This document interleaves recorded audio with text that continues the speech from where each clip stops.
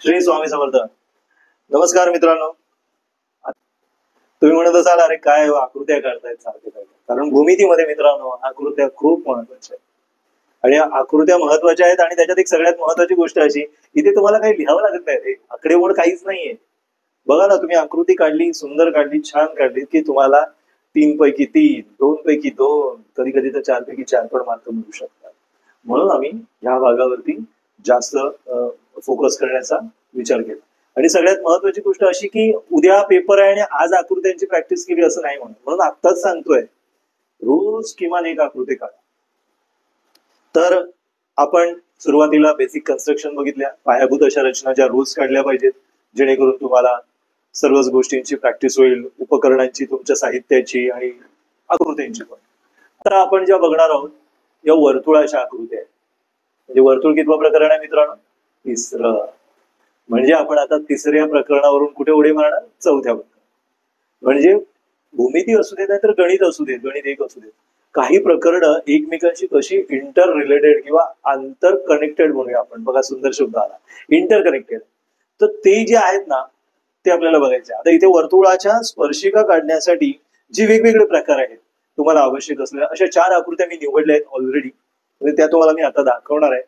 तर त्यातली पहिली आकृती आपण घेणार आहोत, वर्तुळाची स्पर्शिका म्हणजे टेंजंट कसा काढायचा.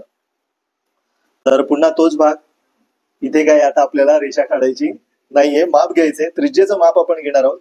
तर त्रिज्येचं माप घेताना आपण अर्थातच 3.2 आपल्याला घ्यायचंय. आणि हे सर्वसाधारण लक्षात ठेवा, तुमची जी वर्तुळाच्या आकृत्या ज्या आहेत तुमच्या त्या 3, 3.5, 4, 4.32 पर्यंत जातील, त्याच्या पलीकडे जाणार नाहीत. नाहीतर ते कारण पेजच्या बाहेर जाणार, वर्तुळ खूप मोठे आहे.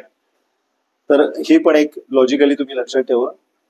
इथे मी मुलांना मुद्दामच सांगेन की तुम्ही रेषेवरच घ्या आणि आपलं वर्तुळ कम्प्लीट करा. दिसलं वर्तुळ काढलेलं आहे. वर्तुळ काढताना परत सांगेन, टोपीचा वापर करा. या टोपीचा वापर करा.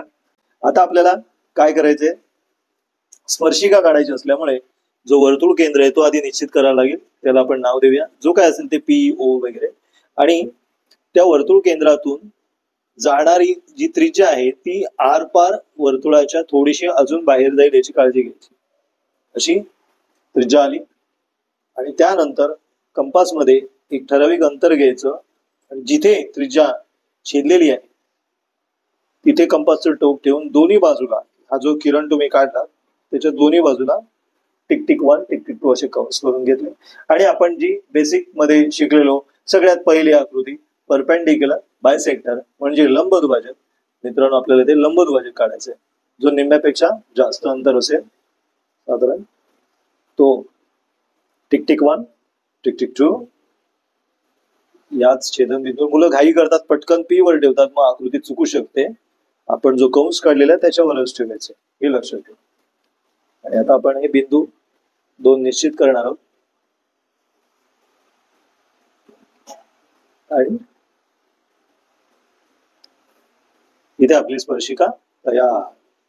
स्पर्शिकेमध्ये एक सगळ्यात महत्वाचा भाग असतो तो म्हणजे एकच बिंदू, वर्तुळावरचा एकच बिंदू असा असतो. त्यामधून काढलेल्या रेषेला आपण स्पर्शिका किंवा टँजंट म्हणतो. आणि इथे तुमची स्पर्शिका तयार आहे.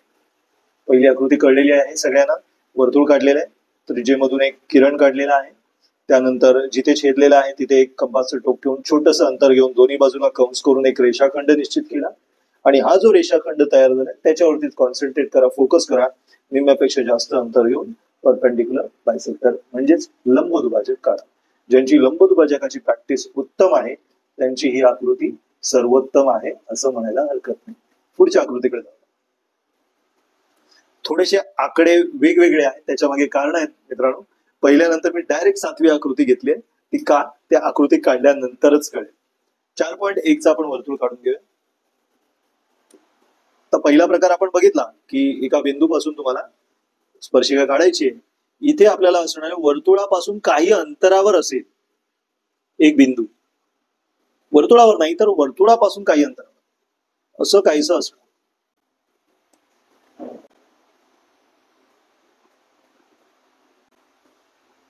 हा तुमचं बघा, आत्ताच म्हणालो होतो ना मी तुम्हाला 4.1 च वर्तुळ बघा केवढं मोठं आलंय. म्हणून ते 4.5 5 शक्यता खूपच कमी. तुमचं वर्तुळ त्याची त्रिज्या 3 ते 4.5 यांच्या दरम्यानच दिलेली असणार, हे लक्षात ठेवा. किंवा जास्तीत जास्त 2.5 एकदमच छोटा. आता वर्तुळ केंद्र जो आहे त्याचं नाव आहे, त्यांनी दिलेलं नाही, आपण त्याला नाव देऊया ओ. त्यापासून 7.3 सेंटीमीटर अंतरावरती, म्हणजे आपल्याला थोडस आधी एक किरण काढून घ्यावं लागेल, नंतर ते अंतर घेऊया. साधारण तशीच आकृती आहे म्हणून मी हे घेतलेलं आहे. आता आपल्याला 7.3 घ्यायचंय. अंतर घ्यायचं म्हटलं की कंपास आलाच मित्रांनो, आणि हळूहळू कमी करत जायचं. 7.3 झालं, तुमचं 7.3 मिळालं. आता त्याचं नाव देऊया आपण एम. एम बोलतो मास्टर, असं आम्ही बोलतो, हे लक्षात राहतं. एम वरून आपल्याला वर्तुळाला छेदणाऱ्या किंवा स्पर्श करणाऱ्या दोन स्पर्शिका किंवा 2 tangents we have to draw here. Simple काय करायचं, परत तेच, या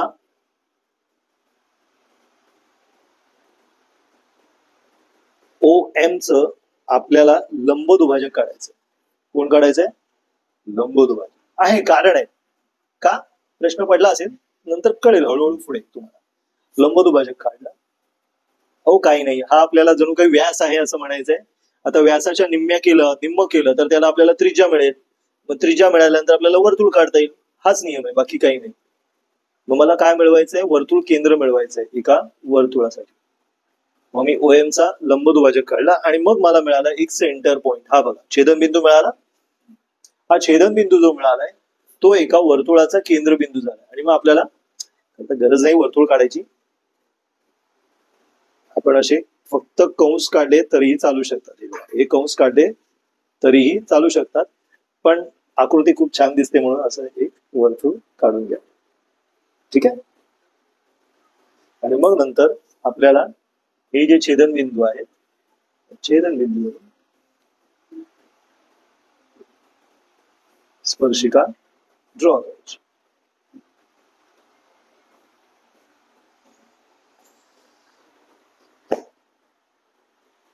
वर्तुळापासून काही अंतरावर असलेल्या एका बिंदूपासून 2 स्पर्शिका काढणे हा तो रूल आहे. स्पर्शिका खंड एकरूप असणं असं एक त्याचं प्रमेय आहे तिसऱ्या प्रकरणामध्ये.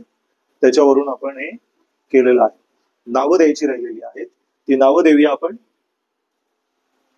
PM आणि QM ही 2 स्पर्शिका झाल्या. त्याच्यानंतर OM चं माप पण आपण लिहिलेलं नाहीये, ते आपण लिहू शकतो. त्यानंतर त्रिज्या आहे. आता त्रिज्येचं माप आपण थोडंसं वेगळं बाजूला काढून लिहूया, अजून छान दिसतं प्रेझेंटेशन. उगाच तिथेच गर्दी करायची नाही. ओके, ही आकृती झाली. आता तुमच्या लक्षात आलं असेल की का मी हे पहिलं आणि 7वं खूप लांब अंतरावर आहेत. पहिलं आणि 7वं याच्यामध्ये बघा एक स्पर्शिका काढलेली आहे, हे आलं. आणि इथे 2 स्पर्शिका, पहिली एक स्पर्शिकेची आकृती, नंतर 2 स्पर्शिकांची आकृती.